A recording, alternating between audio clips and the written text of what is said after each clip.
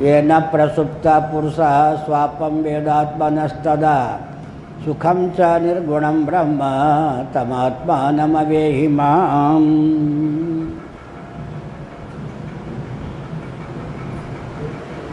सोया हुआ पुरुष जिसकी सहायता से उस सुषुप्ति अवस्था उसमें सुलभ जो आनंद है, सुख है, उसका अनुभव करता है, वही तो ब्रह्म है, वही तो मेरा स्वरूप है और तुम भी कोई अन्य नहीं वही हो।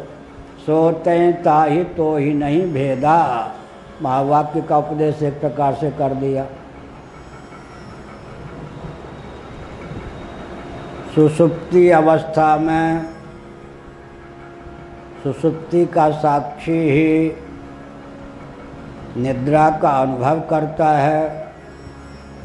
उस समय अनुभाव्य अज्ञान, अनुभाव्य का अर्थ होता है अनुभव का विषय, अज्ञान और सुख होता है। सुषुप्ति दशा में अज्ञान और सुख का अनुभव जिसको होता है अहमर्थ से अतीत भूमि में, बहुत ऊंची बात है। अहंकार की सीमा में जब सुख होता है तब सुख रुलाता है या हंसाता है। प्रिय मोद प्रमोद हम सुखी, भाई विषय जन्य आनंद उमड़ता रहे, घुमड़ता रहे, नींद ना आवे तो पागल होंगे या नहीं, वो सुख तो रुला देगा आपको। विषय जन सुख को भी छोड़कर गाढ़ी नींद आपको चाहिए या हमको चाहिए, क्योंकि अहम के गर्भ में है वो। अहम से ऊपर उठकर जो दृष्टा का स्वरूप है उसको समझने के लिए जागृत अवस्था में सुषुप्ति के स्वरूप का अनुशीलन करना आवश्यक है। अहंग्रह, अहम के बिना अनुभूति हो सकती है, ये तो आदमी सोच ही नहीं सकता। देखिए सुषुप्ति में कितनी क्रांति है। विषय इंद्रिय और उसका संयोग, मात्रा स्पर्शास्तु कौन्तेय, विषय इंद्रिय उसका संयोग, तीनों की गति सुषुप्ति में नहीं है। विषय की गति है ही नहीं, इंद्रियां तो स्वप्न में ही समाप्त हो जाती हैं, सो जाती हैं। इंद्रियों की गति तो स्वप्न में ही नहीं है, सुषुप्ति में कहाँ से होगी। मन की गति भी सुषुप्ति में नहीं है। विषय इंद्रिय उनका संयोग, तीनों की गति सुषुप्ति में नहीं है, फिर भी आनंद की प्राप्ति तो है। उसकी अनुभूति अहंग्रह से अतीत भूमि में होती है।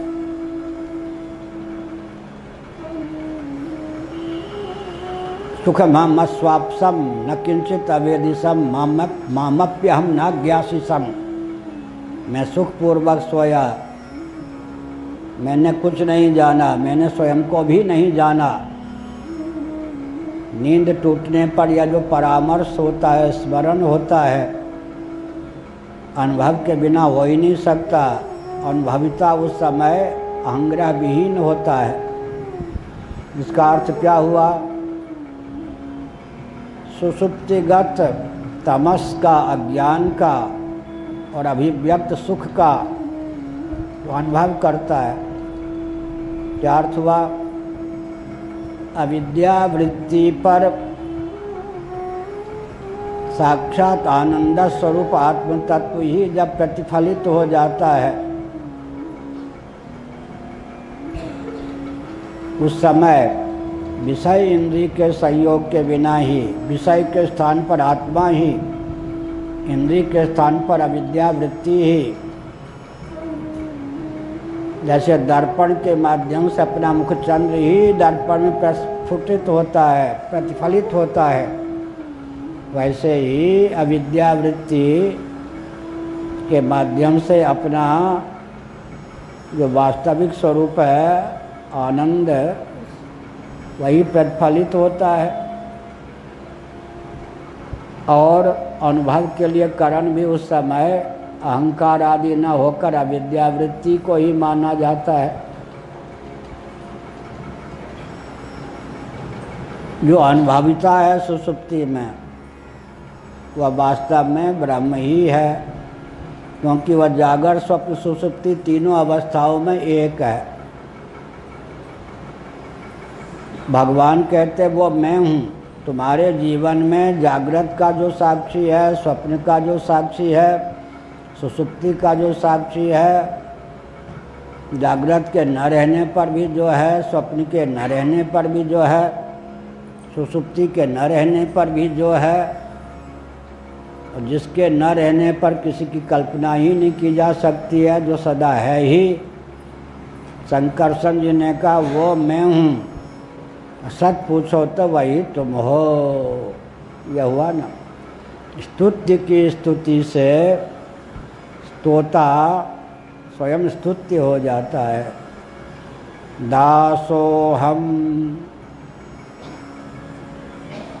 दासोहम से दा को हटा देंगे भृगु जी तो क्या रह जाएगा? सोहम। दा क्या है? गोपियों के चीर के समान। उसका अपहरण कौन कर लेते हैं? भगवान।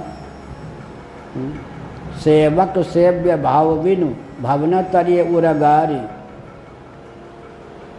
दास्य भाव के बिना मैं सेवक हूँ, भगवान सेव्य हैं। मैं सेवक सचराचर रूप राशि भगवंत। तो क्या हुआ? दासो हम कौशलेन्द्रस्य रामस्य कृष्ण कर्मणः। हनुमान जी बोल रहे। कहाँ? वाल्मीकि रामायण। तुलसीदास जी हनुमान जी को उस रूप में प्रकट करते हैं कि कहीं अहम का योग ही ना आ जाए, लेकिन वहाँ सिंगर्जना करते हैं। कहाँ? वाल्मीकि रामायण के अनुसार राम जी एक ही हैं, हनुमान जी भी एक ही हैं। दासो हम कौशलेन्द्रस्य रामस्य क्लिष्ट कर्मणः हनुमान शत्रु सैन्यानां निहंता मारुतात्मजः। लगभग 64 या 65 में हमने वाल्मीकि रामायण पढ़ा होगा, उस समय का याद। दासो हम कौशलेन्द्रस्य, और बहुत बढ़िया है। भगवान राम ने पूछ दिया जरा हमारे तुम्हारे संबंध का रहस्य बताओ।